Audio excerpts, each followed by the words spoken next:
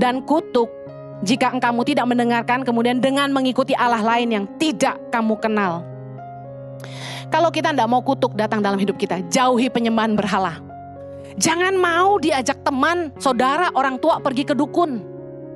Jangan bertanya kepada arwah-arwah, peramal-peramal, orang-orang pintar, padahal bodoh. Imamat 19 ayat 31. Baca sama-sama. Janganlah kamu berpaling kepada arwah atau kepada roh-roh peramal. Janganlah kamu mencari mereka dan dengan demikian menjadi najis karena mereka. Akulah Tuhan Allahmu. Anda tahu kesalahan terbesar bangsa Israel adalah tidak setia kepada Tuhan. Tuhan yang sudah menyelamatkan mereka. Tuhan yang sudah menolong mereka. Tapi mereka malah tidak setia sama Tuhan. Mereka malah menyembah berhala. Kadang-kadang tidak masuk akal bagaimana manusia itu gini. Di setiap daerah yang saya pergi, ada yang disembah. Ada pohon gede dikit disembayangin. Benar nggak?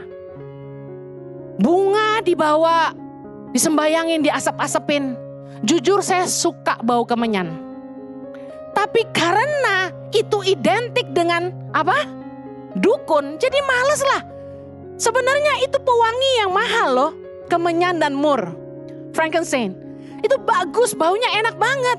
Di rumah saya pakai essence dari Mesir, kemenyan untuk jadi wangi-wangian di rumah. Tapi baunya beda sama kemenyan dukun. Nggak bau dupa rumah saya. Tapi sebenarnya baunya enak. Itu dipersembahkan kepada Yesus waktu Yesus lahir. Sekarang malah dipakai untuk kuasa roh jahat. Padahal di gereja-gereja Katolik juga dipakai kan untuk beberapa upacara.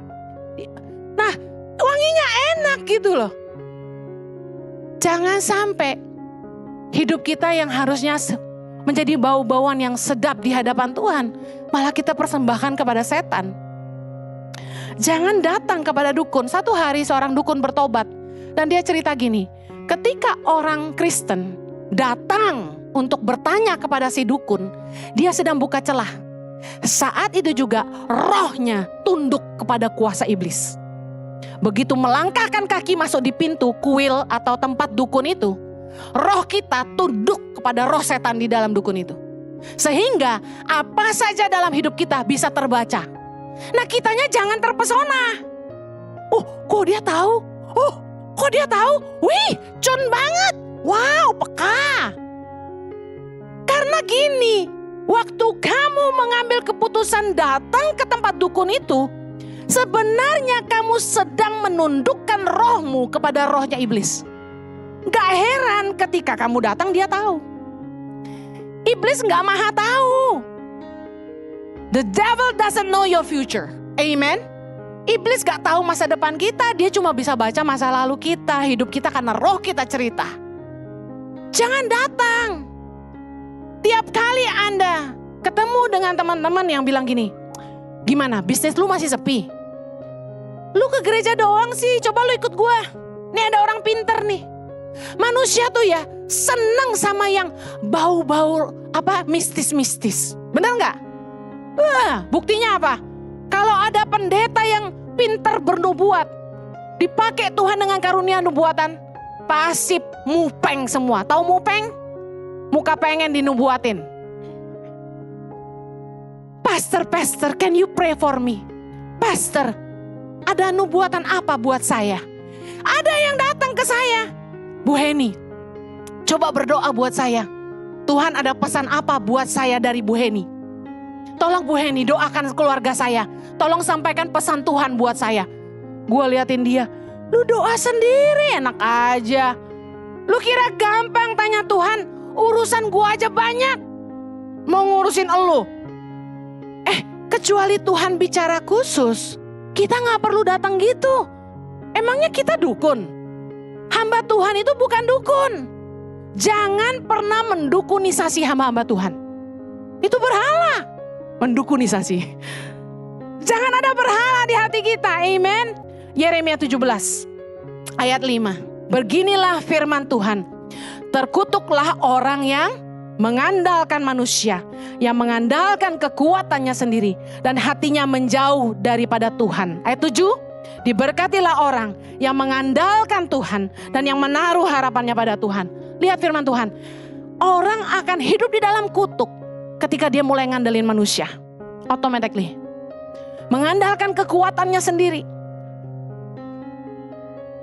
Amsal 3 ayat 5 mengajar kita tentang mengandalkan kekuatan sendiri itu seperti apa. Percayalah kepada Tuhan dengan segenap hatimu dan janganlah bersandar pada pengertianmu sendiri. Maksudnya gini, jangan mengandalkan kekuatan sendiri tuh gini.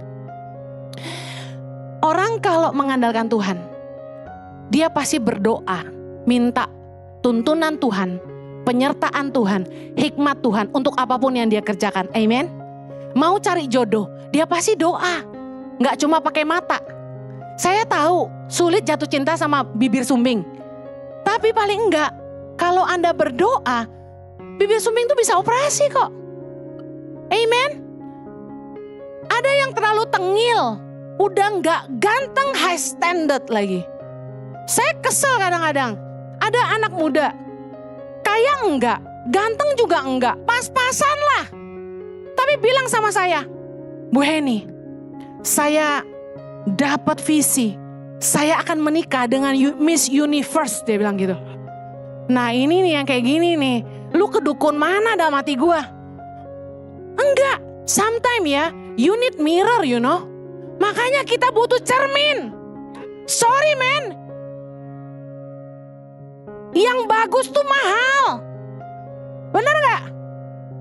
Pilihan juga jangan yang aneh-aneh gitu loh. Udah jangan selalu pakai mata, pakai doa. Jangan selalu ngandalin kekuatan sendiri. Mentang-mentang kita pinter. Kita punya pengalaman banyak. Saya kasih tahu Tuhan itu kaya dengan inspirasi. Tuhan tuh kaya dengan ide. Terbukti waktu pandemi. Waktu usaha kita gak jalan. Semua ilmu udah kita keluarin, gak ada yang jalan. Tapi kalau Tuhan yang bekerja, Dia buat semuanya kita jadi bisa. Amen. Ngandalin Tuhan. Jangan sok pinter. Jangan sok kaya. Firman Tuhan berkata, janganlah orang kaya bermegah dengan kekayaannya. Janganlah orang bijaksana bermegah dengan kebijakannya. Kita harus belajar ngandalin Tuhan. Cari jodoh, tanya Tuhan. Kalau dulu ngandalin perasaan, saya udah nikah sama orang yang salah. Cilaka.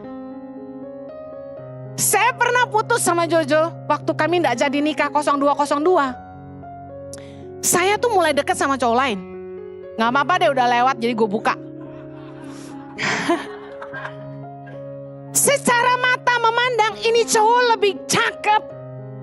Diajak ngomong nyambung. Perhatian, sopan, gaji mumpung. Gue seneng banget deh pokoknya. Anak orang kaya juga gitu kan. Bukan itunya. Jadi sebenarnya kan pernah tuh cewek-cewek tanya saya, Bu Heni boleh gak sebagai perempuan nembak duluan?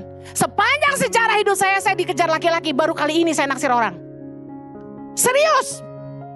Saya naksir dan greget. Kenapa dia gak nembak gua gitu loh. Akhirnya kami dekat dan saya kasih signal I like you gitu kan. Tapi dengan dewasa dia ngomong sama saya. Dia bilang gini, panggilan hidup kita beda. Itu laki-laki. Yang kayak gini. Dia bilang, saya lihat kamu sama Jojo tuh sepadan. Kalian punya panggilan yang sama. Saya sama kamu jauh beda, dia bilang. Kita gak akan sejalan. Saya belum nembak dia, udah gituin saya. Patah hati gua. Saat itu saya terenyuh, hancur, remuk, redam. Aku gak pernah ditolak cowok seumur hidup, tau gak? Serius. Biarpun gak beautiful banget gitu. Tapi hari itu saya sedih banget. Karena nih orang, aduh, gue suka. Untung Jojo ngejar saya lagi, saudara-saudara. Setelah gak jadi nikah itu. Untung Jojo kejar saya, pepet saya terus. Ayolah kita nikahnya jadi kapan? Kan udah putus, kok nanya nikah, saya bilang gitu. Beresin dulu tuh utang lo gitu kan. Mau kawin masih ngutang, ora iso. Tapi puji Tuhan. Kalau kita ngandelin mata, kita bisa salah. Ada cowok lain yang lebih ganteng dari Jojo, lebih kaya, lebih baik, Kristen juga. Keluarganya cukup punya nama, deketin saya, ngelamar saya langsung ke mama saya. Gentleman bos. Kalau pakai mata udah pasti salah. Makanya jangan ngandalin kekuatan sendiri. Saya doa dan saya pernah khotbah ini, Tuhan bilang gini, kalau kamu sama dia, kamu bahagia karena dia kaya.